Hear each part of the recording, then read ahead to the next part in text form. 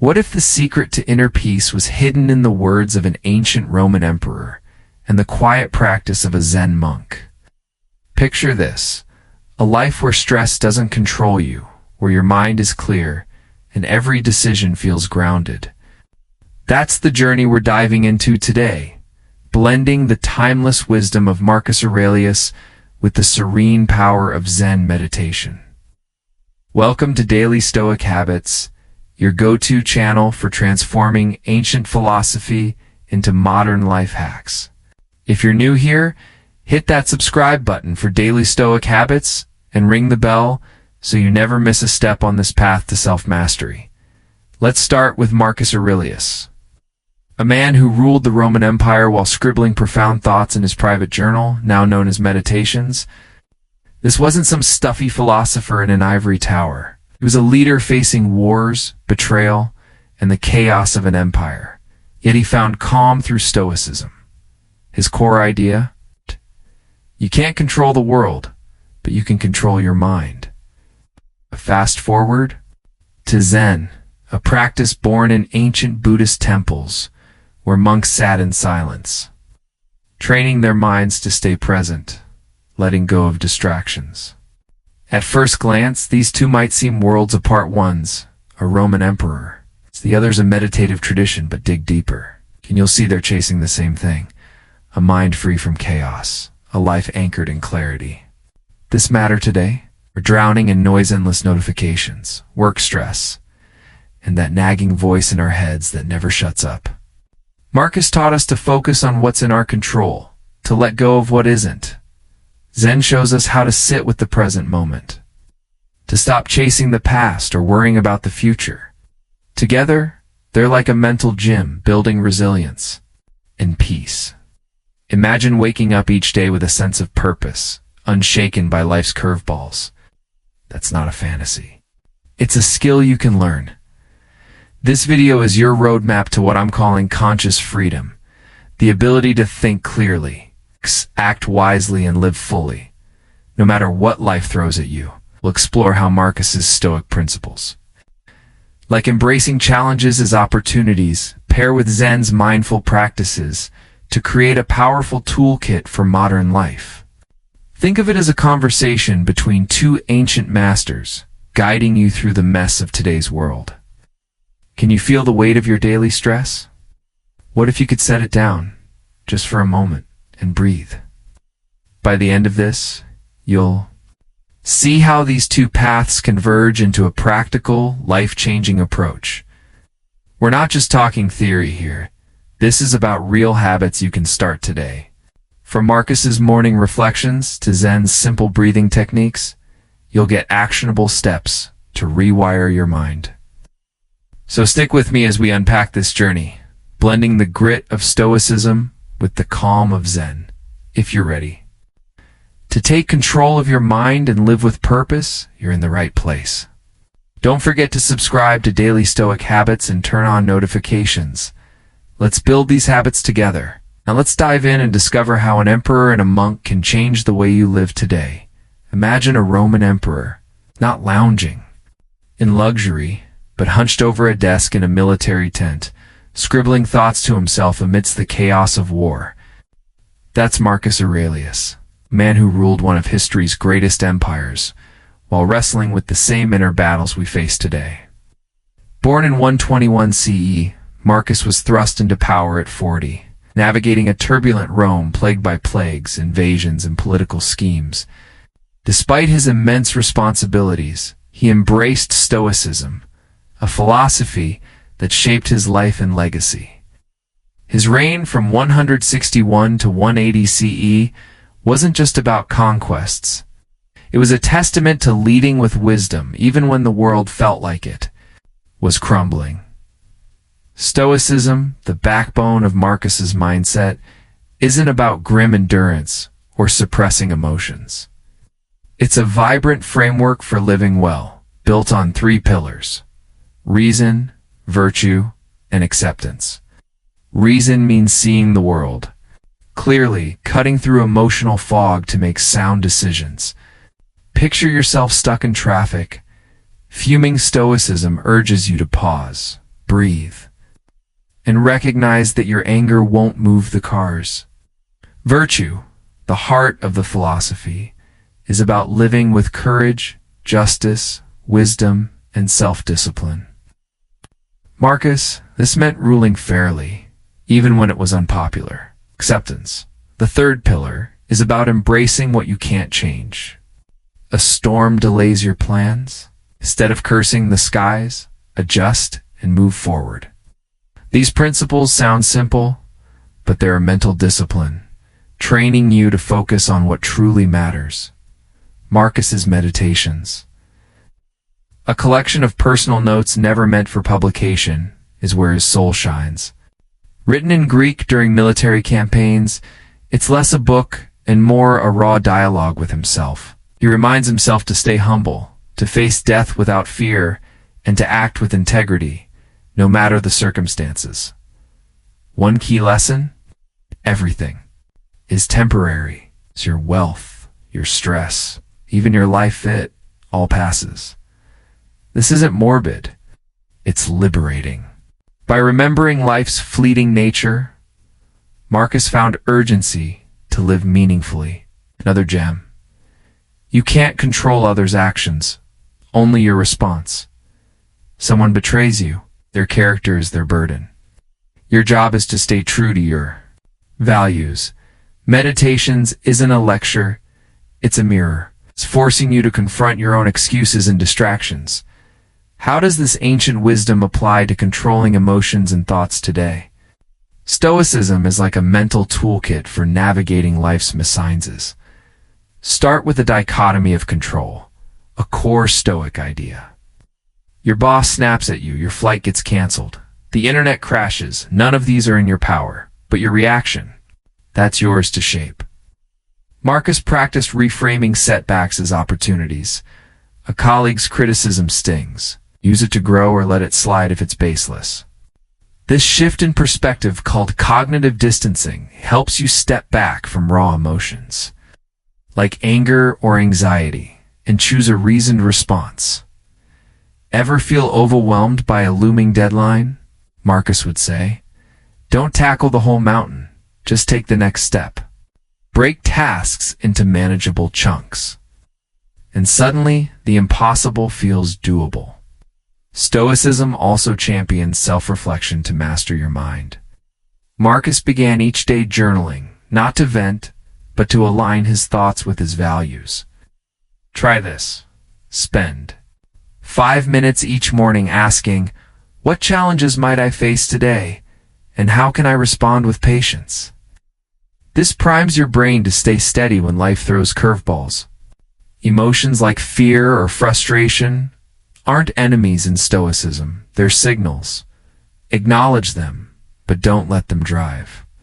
When anxiety creeps in before a big presentation, a Stoic might pause, breathe, and remind themselves, I've prepared, the outcome isn't fully mine to control. This practice builds resilience. Turning emotional storms into passing clouds, Marcus's life wasn't perfect. He faced personal losses, rebellious son, and constant pressure. Yet Stoicism gave him an inner fortress, a calm center no external chaos could breach. For us, it's a way to handle modern stress without crumbling. Lost a job? Accept the reality, then focus on your next move. Struggling with self-doubt? Reason? Through your strengths, and act despite the noise in your head. Stoicism doesn't promise a life without pain. It offers a path to live well through it.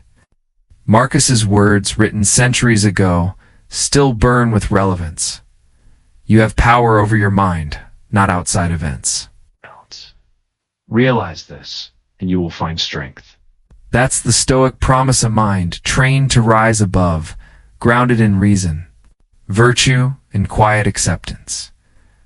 Close your eyes for a moment and picture a quiet temple nestled in misty mountains, where monks sit cross-legged, their breath soft, their minds still.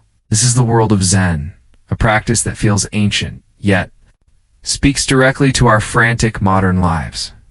Zen, a branch of Mahayana Buddhism, traces its roots to India around the 5th century BCE, when Siddhartha Gautama, the Buddha, taught the path to enlightenment through meditation. By the 5th century CE, this practice reached China, where it blended with Taoist simplicity to form Chan Buddhism.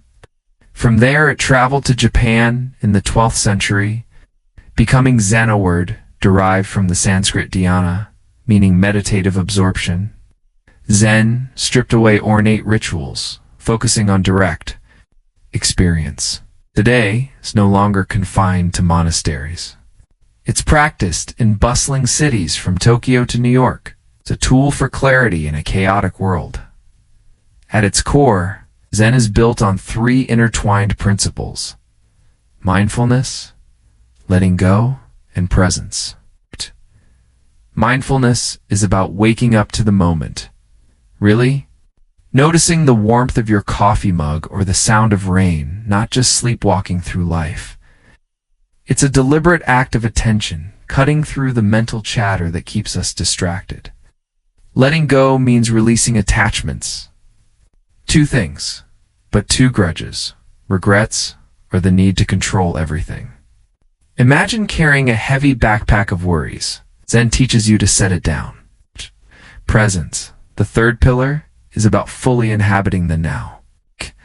Not replaying yesterday's argument, or fretting about tomorrow's deadline, just being here. These aren't abstract ideals, they're skills honed through practice that reshape how you experience life. Zen practice, or Zazen, is deceptively simple. Sit, breathe, observe. Find a quiet spot, sit upright in a cushion or chair. No need for a mountaintop hand focus on your breath. Inhale, exhale, feel the air move. Your mind will wander. That's normal. Gently bring it back, like guiding a curious puppy. Start with 5 minutes a day, gradually extending as it feels natural. Another technique is walking meditation. Step slowly, feel each foot touch the ground. Stay aware. The benefits are profound and backed by science. Studies show meditation reduces cortisol, the stress hormone, by up to 25% while boosting activity. In the prefrontal cortex, the brain's hub for focus and decision-making. Regular practice eases anxiety, sharpens concentration, and fosters emotional balance. Ever feel your thoughts racing before a big meeting?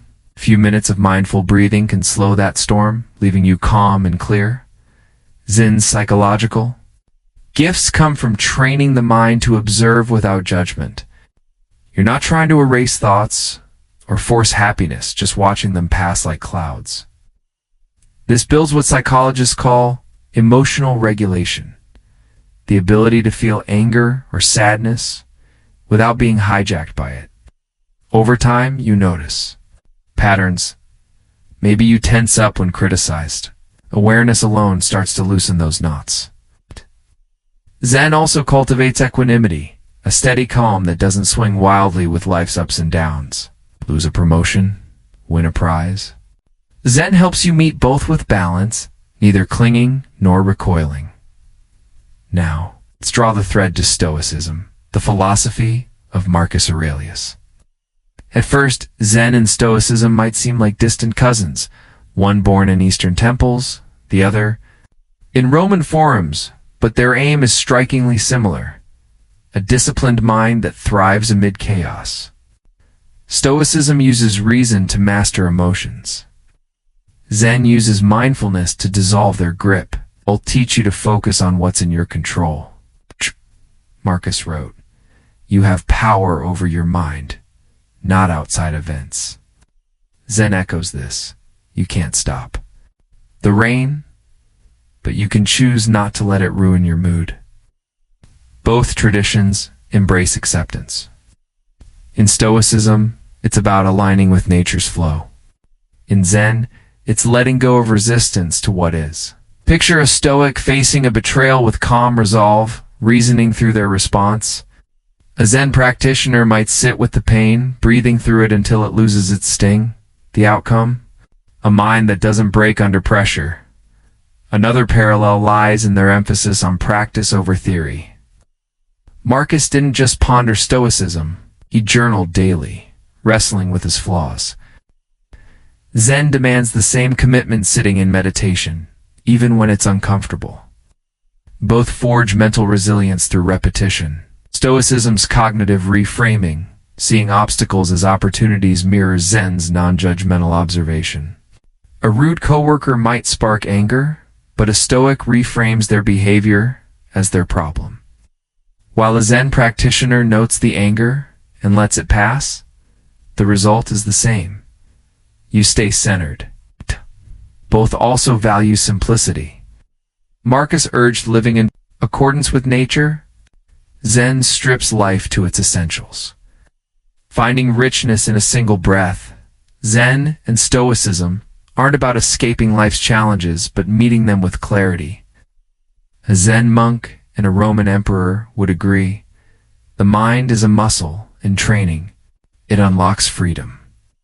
Whether you're navigating a stressful job or a personal loss, Zen's mindfulness, letting go, and presence offer a path to peace.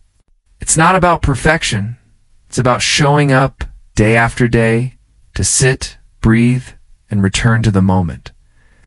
That's where the transformation begins, in the quiet space between one breath and the next. What does it mean to be truly free?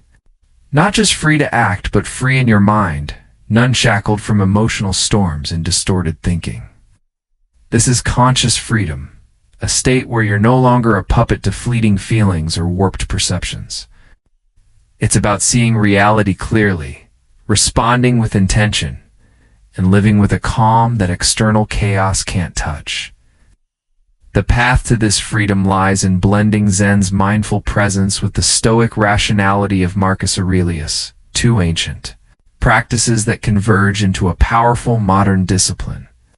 Together, they forge a mind that's both awake and steady. Ready to face life's machines without losing its center, conscious freedom starts with breaking free from emotional chains. Ever feel hijacked by anger during an argument, only to regret your words later? That's the opposite of freedom. Your emotions are running the show. Similarly, distorted thinking, like assuming the worst in every situation, traps you in a mental prison. Zen tackles this by training you to observe thoughts and feelings without being swept away. Stoicism adds the lens of reason, urging you to question those thoughts and focus only on what's in your control. Picture a turbulent river. Zen teaches you to sit on the bank, watching the current. Stoicism hands you a map to navigate it wisely. How do Zen and Stoicism merge in practice? Zen's core is mindfulness, sitting in meditation, focusing on your breath, and noticing thoughts as they arise without judgment. Stoicism brings structure to this awareness through rational reflection. Marcus, in meditations, often paused to dissect his reactions, asking, is this worth my distress? Combine the two, and you get a practice where you sit quietly, observe your mind, and then apply Stoic logic to what you see. For instance, during a 10-minute meditation, you might notice anxiety about a work deadline. Zen keeps you present. Feeling the anxiety without spiraling, Stoicism steps in. Can I control the deadline? No. Can I control my preparation? Let's focus there. This fusion creates a feedback loop. Mindfulness sharpens awareness. Reason guides action. Dive into meditations for specific lessons and their Zen applications. Marcus wrote, you have power over your mind, not outside events. Realize this, and you will find strength. This is a Stoic cornerstone, echoed in Zen's emphasis on non-attachment. In meditation, you practice letting go of external outcomes, your boss's approval, a perfect outcome, by returning to your breath. Now, Marcus's lesson translates, don't cling to what's beyond your control. Instead, sit, breathe, and refocus on your effort. Another gem, the things you think about determine the quality of your mind. Marcus journaled to align his thoughts with virtue. Zen mirrors this by encouraging you to notice negative thought patterns during meditation. caught ruminating on a past mistake, acknowledge it, let it pass, and redirect your mind to the present. It's just as Marcus would redirect his to wisdom. A third lesson from meditations. If you are distressed by anything external, the pain is not due to the thing itself, but to your estimate of it. And this you have the power to revoke at any moment. This is pure Stoic reframing, and Zen amplifies it. During meditation, you might feel irritation. Maybe a loud neighbor interrupts your session. Zen trains you to observe the irritation. Without labeling it as bad, Stoicism adds, "Why am I distressed? The noise is just sound. My reaction is the issue." By sitting with the feeling and questioning its source, you strip away its power. Over time, this practice rewires your brain to pause before reacting, creating space for conscious choice. Now, let's ground this in real-life scenarios. Stress is universal. Say you're facing a tight work deadline and your chest tightens with panic. The Zen Stoic approach starts with a brief meditation. Sit. Focus on your breath for 5 minutes and let the panic surface without fighting it. Then, apply Marcus's dichotomy of control. I can't control the deadline or my boss's expectations, but I can control my effort. Break the task into small steps, tackle one, and let the rest go. This doesn't erase stress, but it keeps it from owning you. Studies show mindfulness reduces amygdala activity, the brain's stress center, by up to 30%. While Stoic reframing boosts problem-solving under pressure, failure is another test. Imagine bombing a presentation. Your confidence tanks, and you're replaying every stumble. Zen invites you to sit with the disappointment, noticing the physical sensations, tight throat, racing heart without judging them. Stoicism steps in with Marcus's advice. What need is there to weep over parts of life? The whole of it calls for tears. Translation: failure is part of being human. Reframe it as a lesson. What went wrong? And how can you improve? This dual practice turns failure from a catastrophe into a stepping stone. You're not your mistakes. You're the person who learns from them.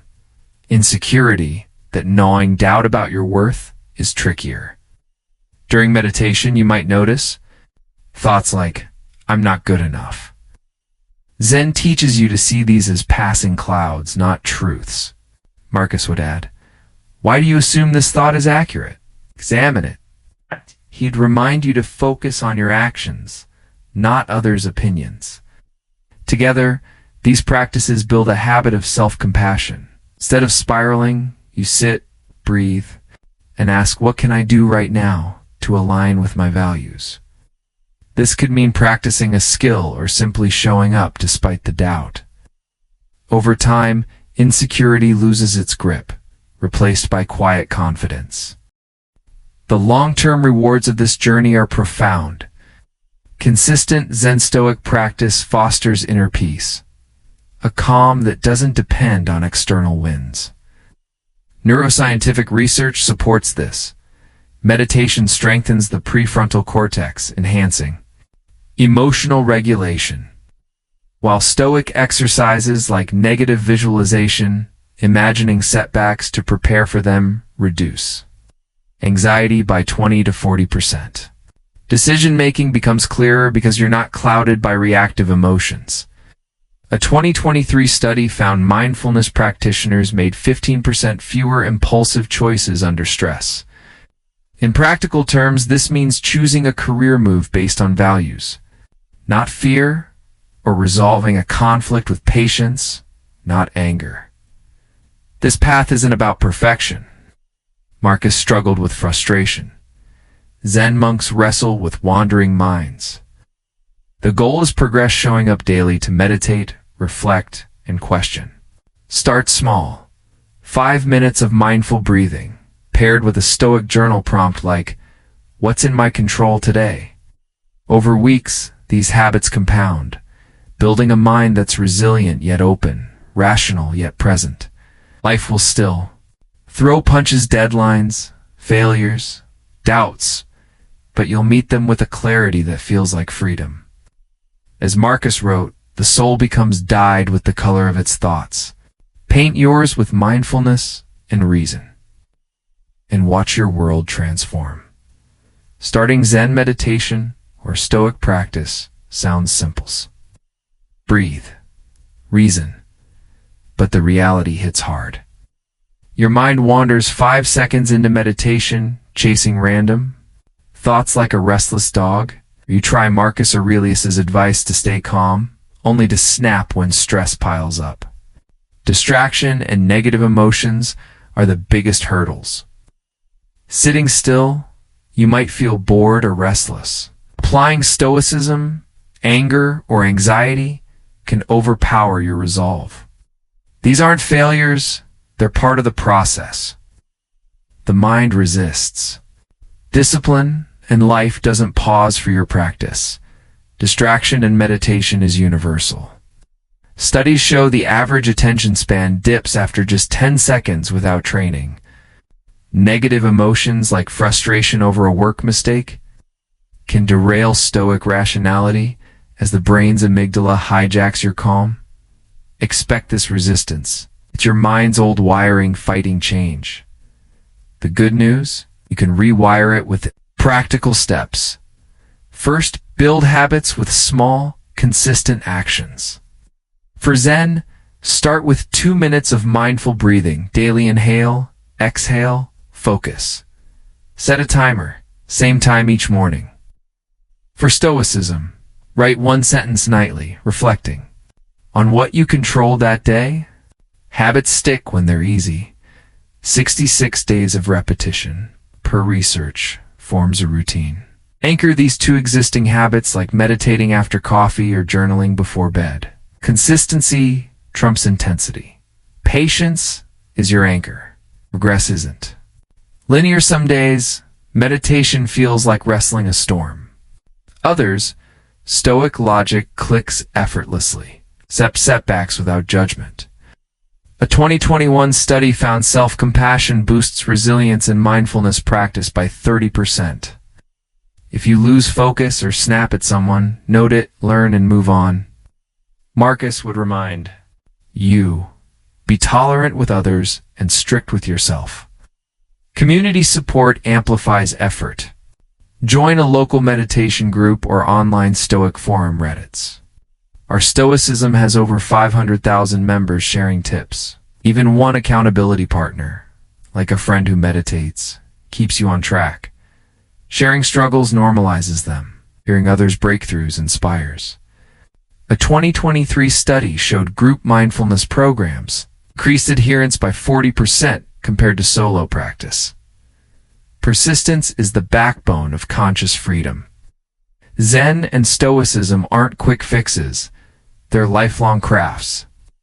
Each moment you return to your breath or choose reason over rage, you carve a deeper path to clarity. Neuroplasticity research confirms this. Consistent practice strengthens neural pathways for focus and emotional regulation over months. A missed meditation or emotional slip doesn't erase progress. It's only quitting does. Marcus wrote, "It is not death that a man should fear, but never beginning to live." Persistence turns practice into transformation, building a mind that's free, not by escaping challenges, but by meeting them with steady resolve. Marcus Aurelius's Stoic philosophy offers a timeless guide to living fully in each moment, finding meaning amid life's chaos, by embracing reason, virtue, and acceptance. Stoicism teaches us to focus on what we control, our thoughts, actions, and attitudes while letting go of what we can't. This isn't about enduring hardship grimly. It's about crafting a life of purpose, where every challenge becomes a chance to grow. Blending Stoic principles with mindfulness, as we've explored, unlocks conscious freedom, a mind clear, steady, and alive to the present. Now, it's your turn to act. Start small. Spend 5 minutes each morning reflecting on one Stoic idea. Like what's in my control today? Journal your thoughts, as Marcus did, to sharpen your focus. When stress hits, pause, breathe, and ask, how can I respond with wisdom? These practices, done daily, build a resilient mindset. In our fast-paced world, where distractions and pressures never stop, finding meaning in the moment is the key to lasting happiness. Stoicism isn't a dusty relic, it's a practical toolkit for thriving today. Whether you're facing a tough workday or a personal setback, Marcus wrote, you could leave life right now. Let that determine what you do and say and think. This isn't morbid, it's a wake-up call to live intentionally, to make every moment count. Let his words push you to act with purpose, to live not for applause or ease, but for what aligns with your deepest values. Due to time constraints, we'll wrap up here. I hope this video has been helpful. If it sparks even a small change in how you approach life, I'm truly grateful. Save this to your playlist to revisit anytime. If you found value, like and share it. Your share could inspire someone else's transformation. And subscribe for more insights to live with wisdom. See you in the next one.